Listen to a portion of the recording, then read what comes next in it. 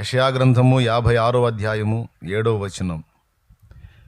నా ప్రార్థనా మందిరములో వారిని ఆనందింపజేసేదను. నా బలిపీఠం మీద వారు అర్పించు దహన బలులను నాకు అంగీకారములగును. నా మందిరము సమస్త జనులకు ప్రార్థనా మందిరం అనబడును. ప్రభునందు ప్రియులారా, మనం చదువుకున్న ఈ వాక్య భాగంలో నన్ను ప్రేమించి నన్ను సేవించాలని ఇష్టపడేటువంటి అన్యజనులందరినీ కూడా నేను నా పరిశుద్ధ పర్వతానికి తీసుకొని వస్తాను, వారిని నా మందిరములో ఆనందింపజేస్తాను అని యెషయా గ్రంథం 56లో దేవుడు మాట్లాడాడు. ఈ అధ్యాయంలో నపుంసకులను గురించి కూడా మాట్లాడాడు.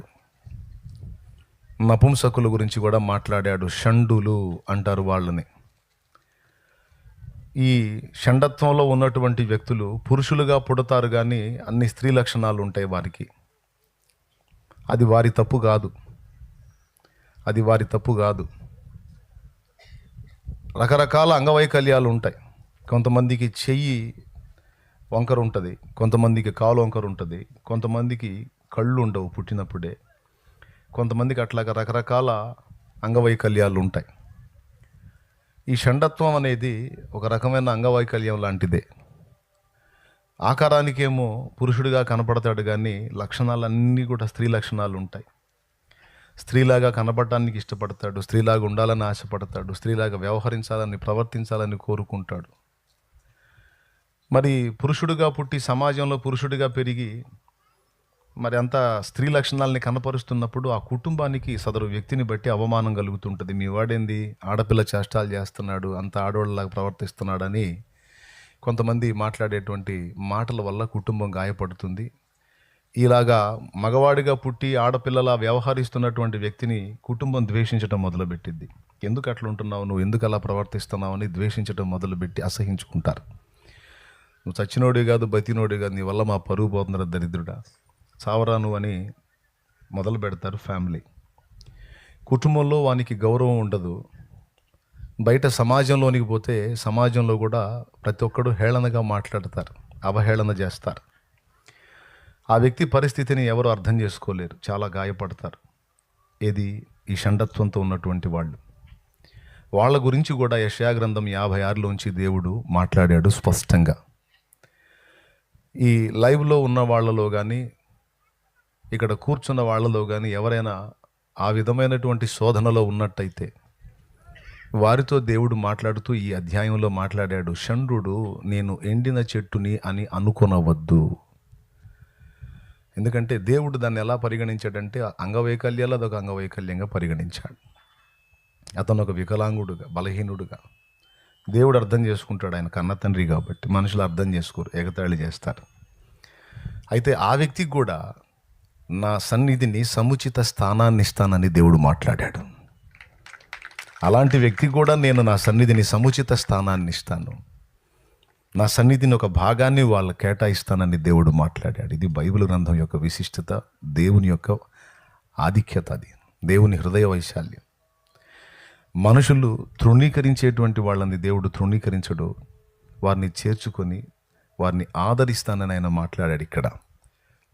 ఆ తర్వాత ఆయనను గౌరవించి ఆయన ఇచ్చిన కట్టడలను రెస్పెక్ట్ చేసేటువంటి వాళ్ళ విషయంలో దేవుడు మాట్లాడుతూ వారిని నా మందిరానికి తీసుకొస్తాను, నా మందిరంలో వారిని ఆనందింపజేస్తాను, నా మందిరము సమస్త జనులకు, ఇశ్రాయేలీయులకే కదా అన్యజనులకు కూడా నా మందిరము ప్రార్థనా మందిరం అనబడును అని ఇక్కడ మాట్లాడాడు.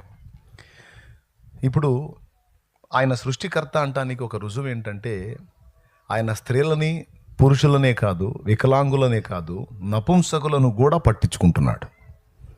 ఎందుకంటే అందరినీ నిర్మించిన నిర్మాణకుడు ఆయన కాబట్టి స్త్రీలని పురుషులనే కాకుండా షండులను కూడా ఆయన గౌరవిస్తున్నాడు. వాళ్ళను కూడా పట్టించుకొని ఆయన సన్నిధిలో వాళ్ళ విషయంలో కూడా తన చిత్తశుద్ధిని వ్యక్తపరిచాడు. ఇది దేవుడు, నేను సేవిస్తున్న దేవుడు సృష్టికర్త, ఆయన అందరినీ సమప్రేమతో చూస్తాడంటానికి ఇదొక సాక్ష్యం. దేవునికి స్తోత్రం కలుగునుగాక. కొంతమంది స్త్రీలకు కూడా ఈ లక్షణాలు ఉంటాయి. పుట్టడానికి స్త్రీలా పుడతారు, కానీ లక్షణాలన్నీ జంట లక్షణాలు ఉంటాయి. అలాంటి సమస్యతో ఉన్న స్త్రీలు కూడా ఉంటారు, అలాంటి సమస్యతో ఉన్న పురుషులు కూడా ఉంటారు. సో అందరినీ సమకూర్చి దేవుడు నా సన్నిధిలో వారికి ఇచ్చే విలువను నేను వారికి ఇస్తానని గౌరవించాడు. సరే, ఈ పాయింట్ పక్కన పెడదాం. ఆ విధానంలో ఎవరైనా శోధించబడుతుంటే వాళ్ళకి ఇది ఊరటగా ఉంటుంది, ఆదరణగా ఉంటుంది. మీకు తెలిసినంత వరకు షండులు మీకు కనబడితే దయచేసి వాళ్ళని తృణీకరించకండి, హేళనగా మాట్లాడకండి, వారిని చూసి ఎగతాళిగా చూడకండి.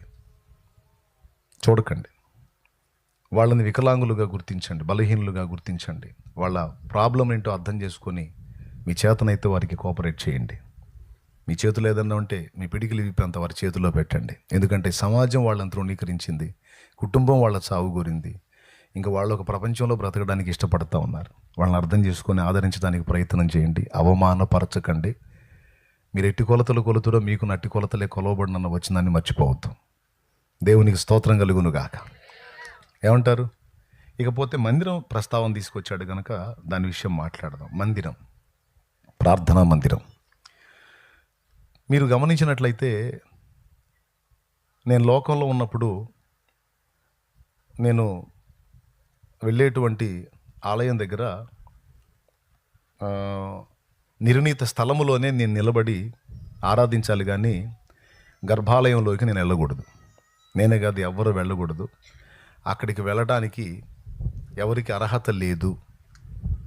అక్కడికి వెళ్ళే వాళ్ళు ఎవరైతే సేవించే వాళ్ళు ఉన్నారో వాళ్ళు మాత్రమే వెళ్ళాలి, మిగిలిన వాళ్ళు వెళ్ళకూడదు అని నేను లోకంలో నేను ఆరాధించినటువంటి ఆరాధనలో అలాంటి చట్టాన్ని చూశాను.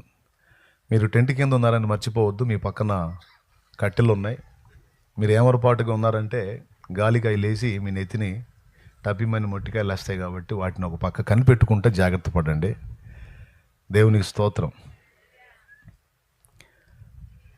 మాచర్లలో ఒకసారి వాక్యం చెప్తుంటే ఒక తల్లి నా ఎదురుగా కూర్చొని కళ్ళు తెరుస్తూ ఉంది.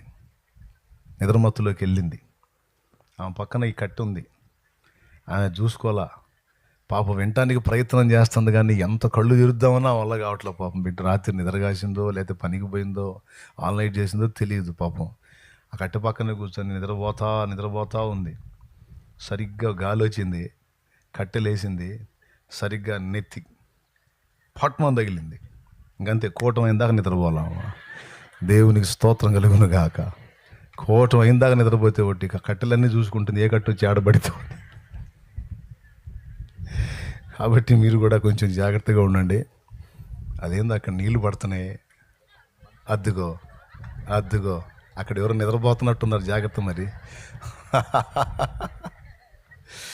ఏమంటే నీళ్లు పడుతున్నాయి, కర్రలు అనిపిస్తున్నాయి, కట్టెలు వెళ్ళిస్తున్నాయి. సరే, జాగ్రత్తగా ఉండండి.